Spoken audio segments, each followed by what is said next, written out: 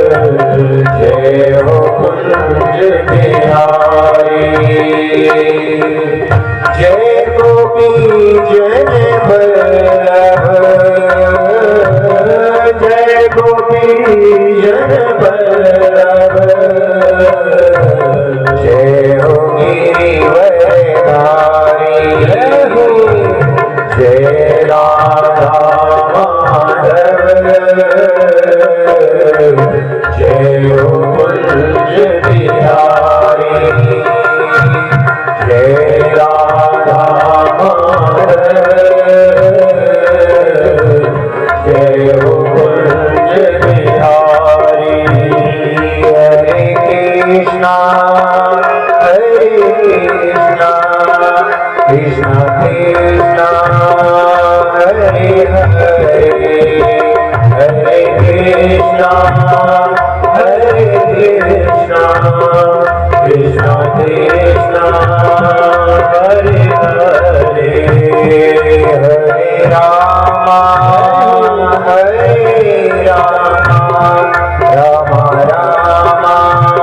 हरे हरे। हरे राम राम राम हरे हरे। हरे कृष्णा कृष्णा कृष्णा हरे हरे। हरे कृष्णा कृष्णा कृष्णा हरे हरे। हरे राम राम राम हरे हरे। हरे राम राम हरे हरे।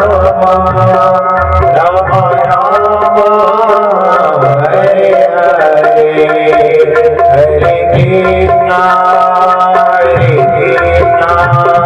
कृष्णा कृष्णा हरे हरे। हरे कृष्णा कृष्णा कृष्णा हरे हरे। हरे राम राम राम हरे हरे। हरे राम राम राम हरे हरे। हरे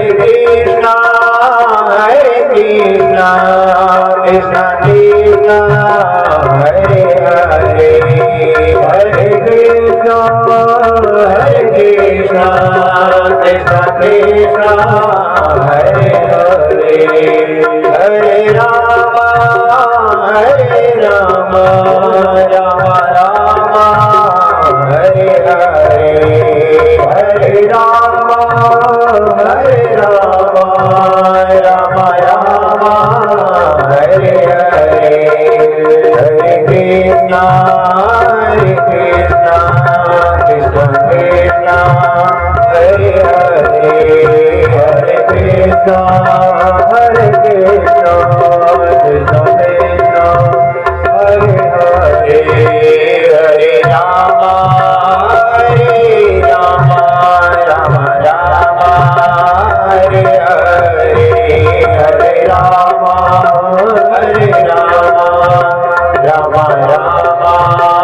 हरे हरे।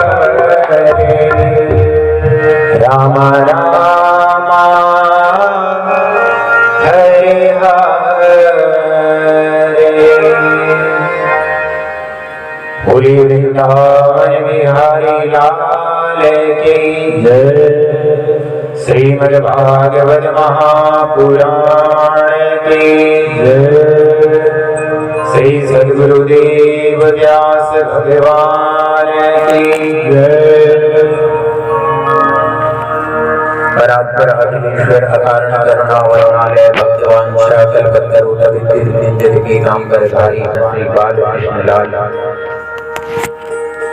एवं उन्हीं के प्रत्यक्ष वाङ्मय स्वरूप श्रीमद् भागवत महापुराण इस दिव्य भागीरथी गंगा के इस दिव्य पांडाल में उपस्थित समस्त भगवत कथा प्रेमी आबाल वृद्ध भक्तजन, भक्ति शक्ति स्वरूपाओं, माताओं और बहनों, इस पितृमोक्ष यज्ञ में मेरे समस्त सहयोगी आचार्य वृंद,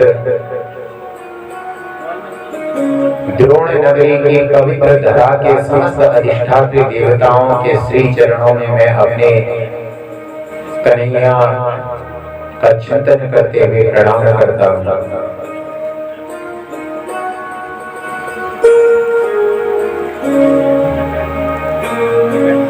जीवन में हम जो भी भक्ति मार्ग पर कर्म करते हैं, परमात्मा की प्राप्ति के निमित्त जो कुछ भी करते हैं, यदि एक ही शब्द में कहना हो तो वह भक्ति ही कहलाती है।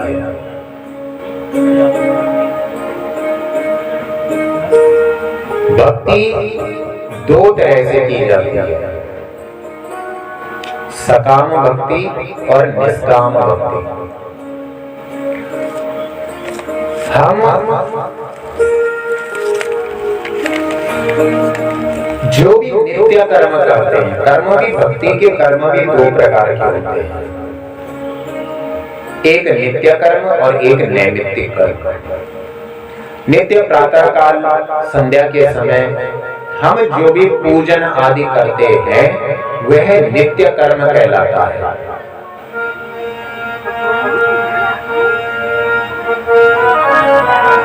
नित्य कर्म में किसी भी प्रकार की बाध्यता नहीं है, जो क्योंकि निष्काम भाव से नित्य कर्म करना चाहिए। नित्य कर्म क्या है? हम भोजन करते हैं, यह भी नित्य कर्म है। भोजन सही समय पर करते हैं, सही भोजन करते हैं, क्यों? वह हमारा यह जो शरीर है अन्नमय कोश कहलाता है। यदि भोजन न करें तो इस शरीर की रक्षा नहीं की जा सकती। परम अनिवार्य है। भोजन सामग्री पृथक हो सकती है, लेकिन भोजन तो करना ही पड़ेगा। यह नित्य कर्म है। सोना भी नित्य कर्म है। ठीक इसी प्रकार ये शरीर के लिए कर्म है। सोना शरीर के लिए, खाना शरीर के लिए, नहाना शरीर के लिए।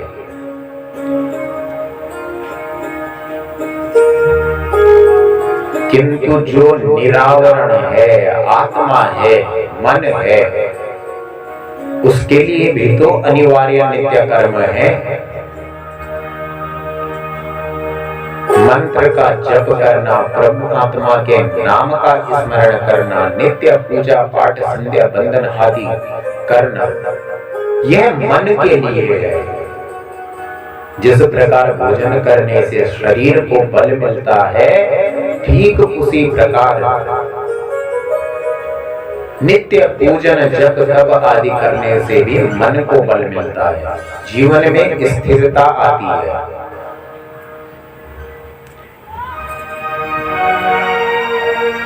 इसमें बाध्यता नहीं है, कुछ भी आप कुछ भी करें। हनुमान चालीसा का पाठ करें, गायत्री मंत्र का जाप करें, जो आपको उचित लगे। रुचि नाम वैचित्र्या द्विज कुटिल नाना पथ दशा। जो आपकी रुचि को भावे, आपका मन करे, आप उस कर्म को करें, किंतु करें नित्य कर्म। दूसरा है नैमित्तिक कर्म। जब हम किसी कामना से किसी कार्य को करते हैं, वह कर्म नैमित्तिक कर्म कहलाता है। हम ग्रह पूजन करवाते हैं तो निमित्त होता है कि ग्रह शांत हो।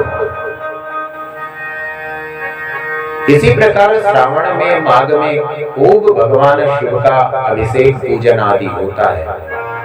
सकाम कर्म है। कामना रहती है कि हमें सुख समृद्धि की प्राप्ति हो, परमात्मा प्रसन्न हो। यदि यही कर्म निष्काम रूप से किए जाएं, हमारी कोई कामना नहीं है और हम भागवत महापुराण का आयोजन करें, वह ज्ञान यज्ञ कहलाता है।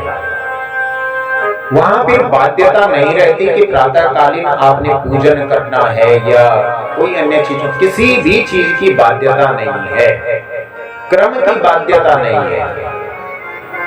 ज्ञान यज्ञ है, केवल सुनने का ही फल है।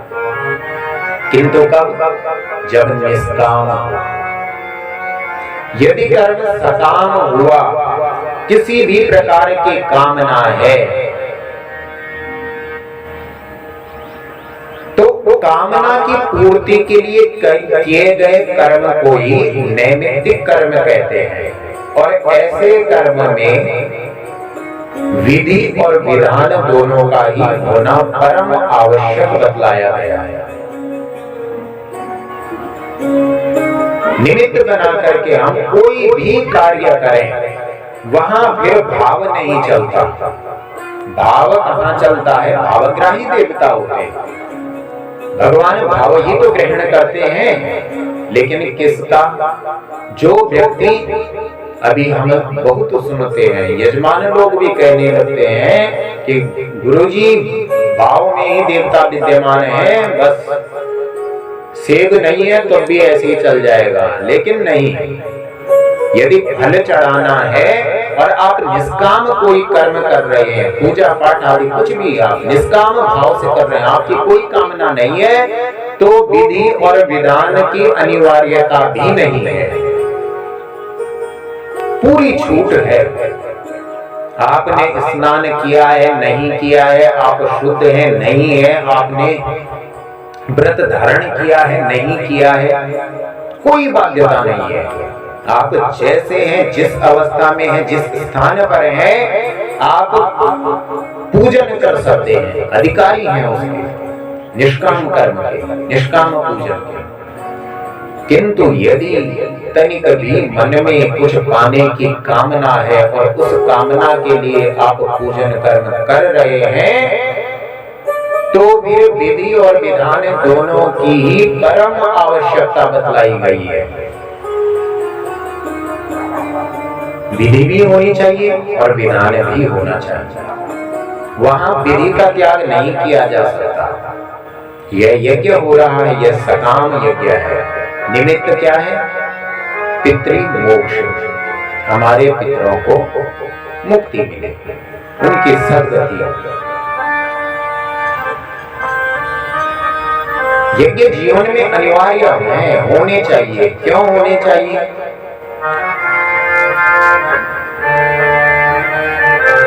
भगवान श्री कृष्ण चंद्र जी ने गीता में कहा, अन्नाद भवन्ति भूतानि पर्जन्यात् कर्म संभवा, यज्ञात् भवन्ति पर्जन्यात् यज्ञ कर्म संभवा। अन्न से सभी जितने भी प्राणी हैं, सबका भरण पोषण किसी न किसी रूप में अन्न से ही होता है। किंतु वह अन्न कब प्राप्त होता है? जब उचित समय पर उचित मात्रा में वर्षा होती है। समझ रहे हैं? केवल वर्षा नहीं, उचित समय पर उचित मात्रा में वर्षा का होना अन्न को उत्पन्न करता है। वर्षा तो देखिए अतिवृष्टि में भी होती है, अनावृष्टि में भी होती है, किंतु वह वर्षा अन्न कारक नहीं है। खड़ी फसल को भी बर्बाद कर दे, वो वर्षा किस काम की? उसका क्या महत्व? तो उचित वर्षा कब होती है? यज्ञात् भवति पर्जन्यः, जब इस प्रकार के यज्ञ होते हैं। यज्ञों के भी बहुत प्रकार हैं, ये नहीं, इसे ज्ञान यज्ञ का रूप कहा जाता है। यह ज्ञान यज्ञ का स्वरूप है। श्रीमद् भागवत, महापुराण, रामायण, रामचरितमानस आदि की जब कथाएं होती है, यह ज्ञान यज्ञ कहलाते हैं।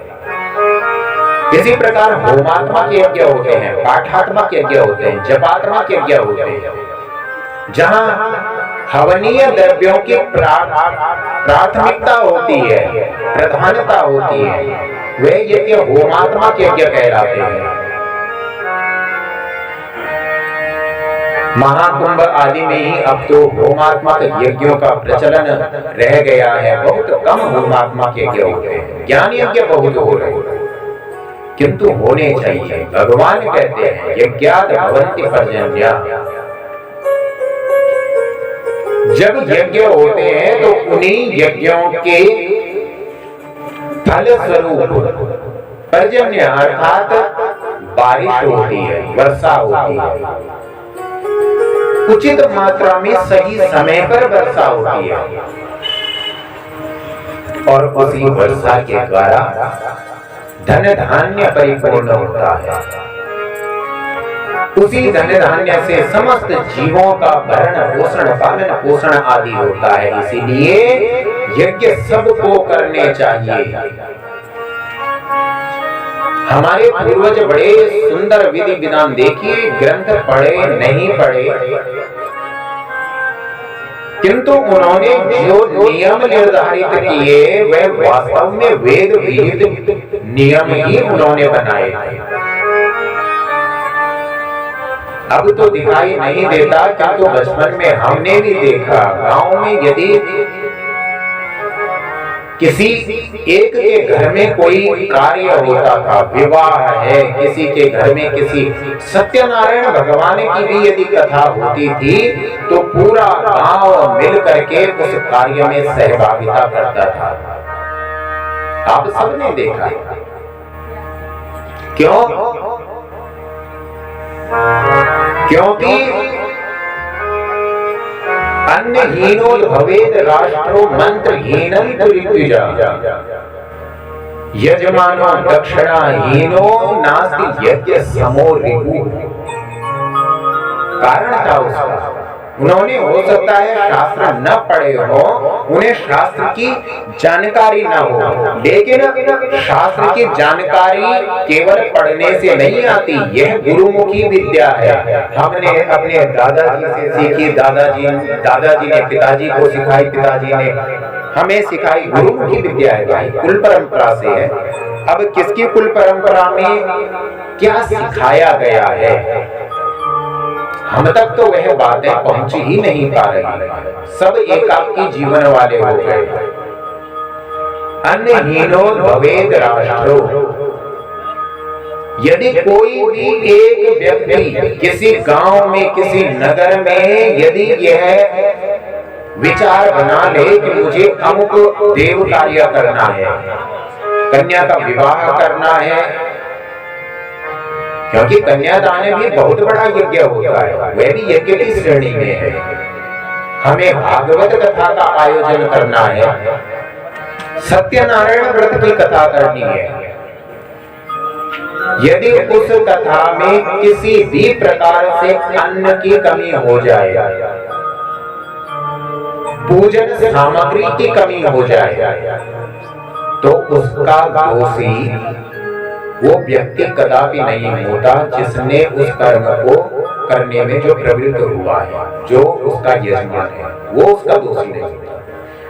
उसका दोषी होता है वह पूरा क्षेत्र, वह पूरा गांव, वह पूरा राज्य, जहां तक के लोगों को पता है कि वहां अमुक कार्य हो रहा है। अन्नहीनो भवेद राष्ट्रो, बड़ी गहरी बात है।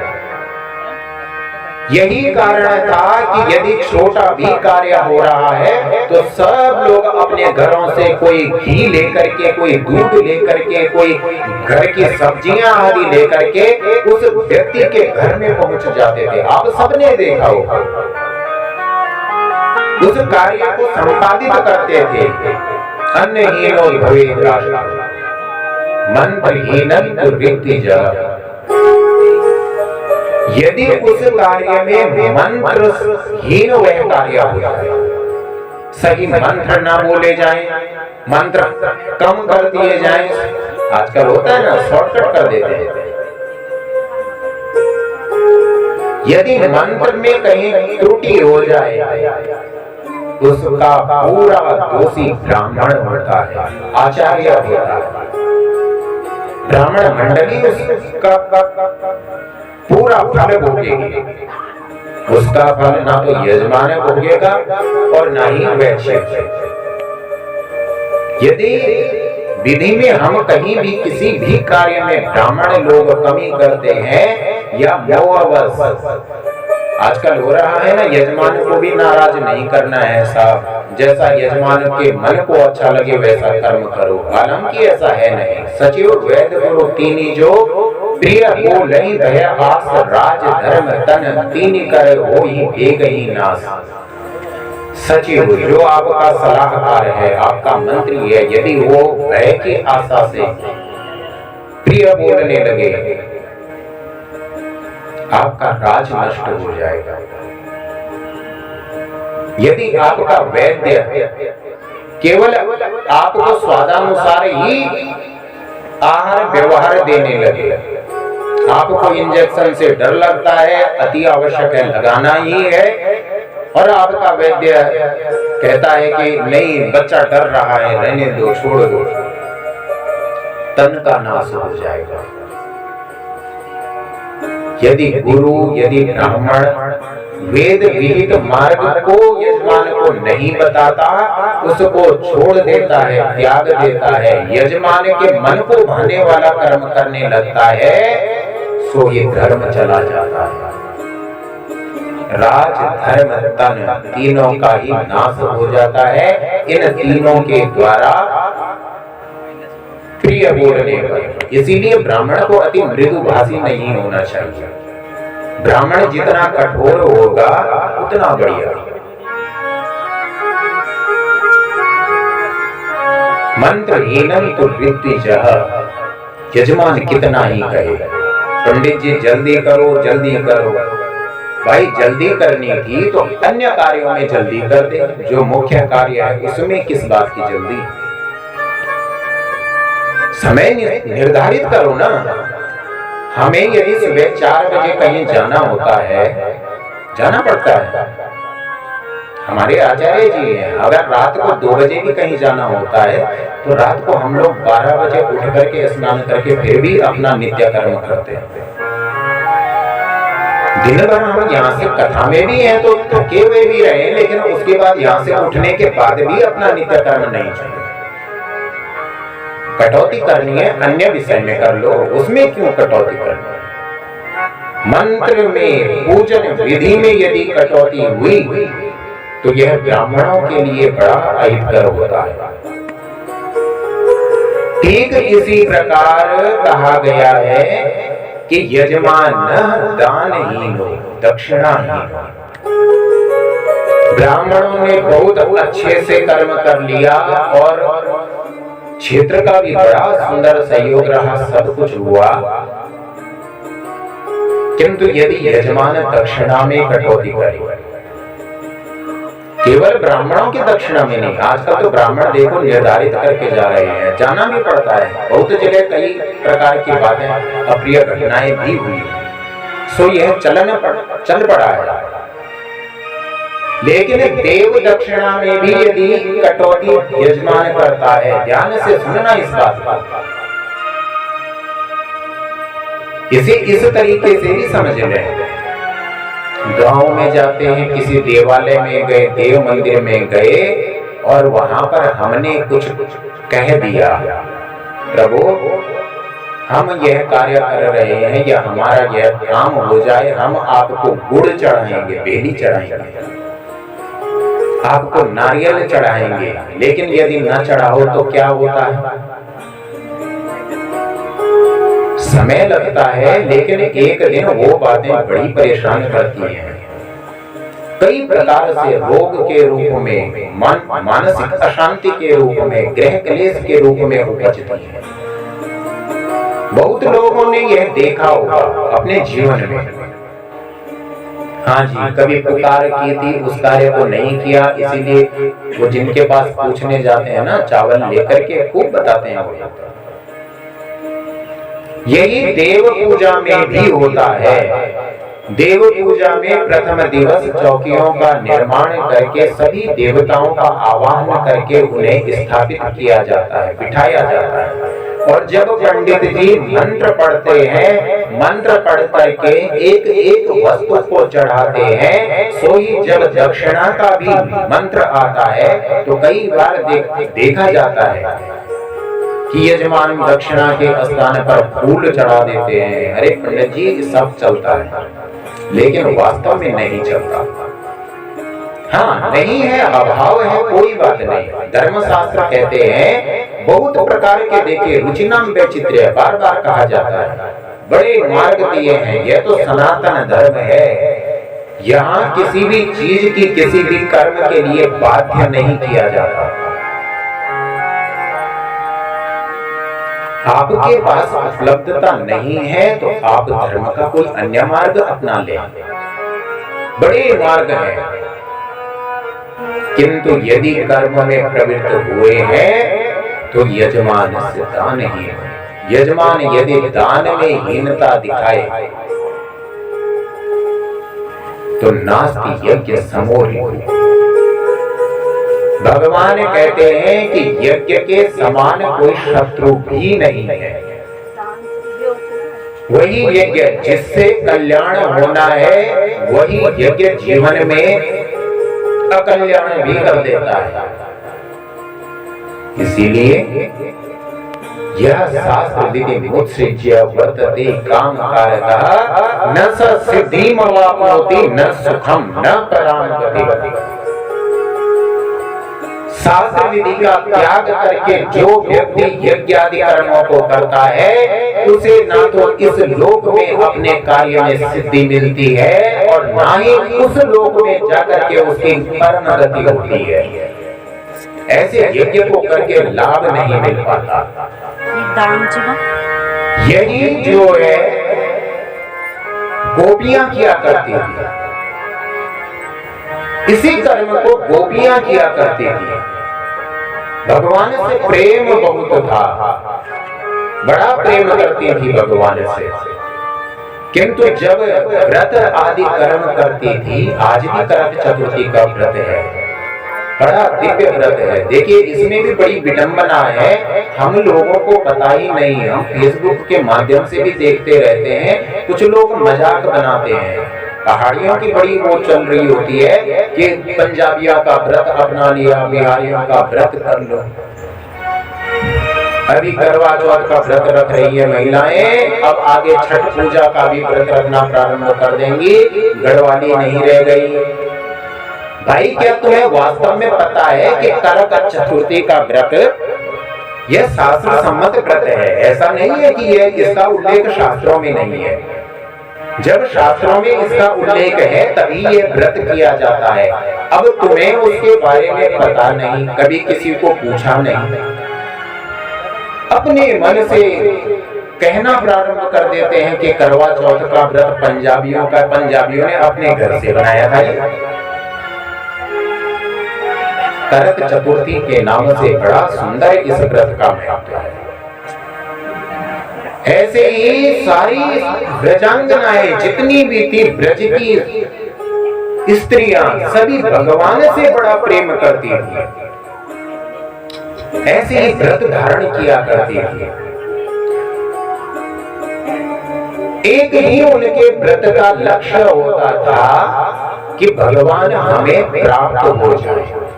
सो हेमंत ऋतु आने पर हेमंते प्रथमे मासी नंदे ब्रज कुमारिका चेरुर्हविष्य भुंजाना कात्यायन्यर्चनं व्रतम्। हेमंत ऋतु के प्रथम मास में अर्थात मार्गशीर्ष मास में सभी ब्रज कुमारिकाएं मां कात्यायनी देवी का व्रत किया करती थी। किंतु भूल यही करती थी कि व्रत के नियमों का सही पालन नहीं करती थी। सबसे बड़ी कमी यह करती थी कि प्रातः काल तो समय पर उठ जाती थी, 4 बजे उठ करके यमुना जी में जाकर के स्नान किया करती थी, किंतु नग्न होकर के स्नान करती थी।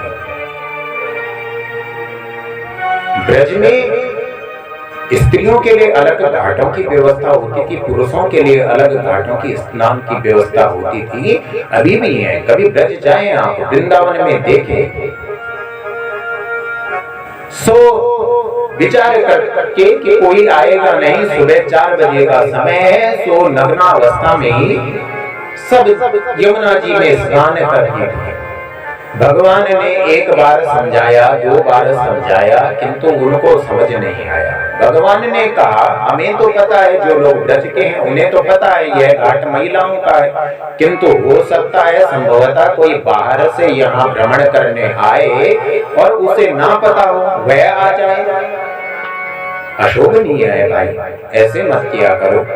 छोटे से बालक हैं, केवल 7 वर्ष की अवस्था है भगवान की, अन्यथा न लेना बात को। प्रमाण है भागवत। बालक कृष्ण बड़े प्रेम से समझाते हैं, देवियों ऐसा ना किया करो। सब हंसी मजाक में बात को टाल देती हैं, किंतु ऐसा ही कर्म निरंतर उनका चलता रहता है। जल के देवता है वरुण, सदैव ध्यान रखें। घर में भी यदि स्नान करते हैं तो कभी नग्नावस्था में स्नान नहीं करना चाहिए, बड़ा पाप लगता है, वरुण देवता का अपमान होता है। ब्रज गोपिकाओं ने जब नहीं माना तो एक दिन भगवान श्री कृष्ण चंद्र जी ने विचार किया, ऐसे तो ये मानने से रही। सो एक दिन प्रातः काल ही जब वह ब्रज गोपिकाएं स्नान कर रही थी, भगवान ने सबके वस्त्र जो उन्होंने किनारे रखे हुए थे उठा करके कदम्ब के पेड़ के ऊपर टांग दिए और स्वयं भी उस पेड़ के ऊपर जाकर के बैठ गए। अब जब वे स्नान करके अपने वस्त्रों की ओर देखा तो वस्त्र थे ही नहीं। अब बाहर कैसे निकले? सोई छोटे से कन्हैया, 7 वर्ष के कन्हैया कदम वृक्ष के ऊपर बैठे हुए दिख गए। अरे कन्हैया, अरे लाला, हमारे वस्त्र तो दे दे। नहीं गोपिकाओं, समझाते समझाते थक गया हूँ, शास्त्र की विधि तुम्हें बता दी है, वरुण देवता का अपमान होता है, तुम मानती नहीं हो, तुम्हारे वस्त्र नहीं मिलेंगे। बड़ा अनुनय विनय किया। श्याम सुंदर तेताशः करवामतवोदितम, हे श्याम सुंदर, जीवन पर्यंत तुम्हारा दासत्व स्वीकार करती हैं, तुम्हारी दासी बन करके रहेंगी, हमारे ऊपर कृपा करो, हमें इन वस्त्रों को लौटा दो। भगवान ने कहा पहले वचन दो, जिस व्रत को कर रही हो उस व्रत के नियमों का भी पालन करोगी। यदि व्रत कर रहे हैं, आज माताओं का व्रत है, बहनों का व्रत है, प्रातः काल से ही नियमों में बंधी हुई है। ठीक इसी प्रकार यदि वचन देती हो तो वस्त्र मिलेंगे। गोपिकाओं ने हाथ जोड़े, दासत्व स्वीकार किया, सो ही भगवान ने सबके ही वस्त्र गोपिकाओं को लौटाए हैं और वहां से चले गए। बोलिए भक्तवत्सल भगवान।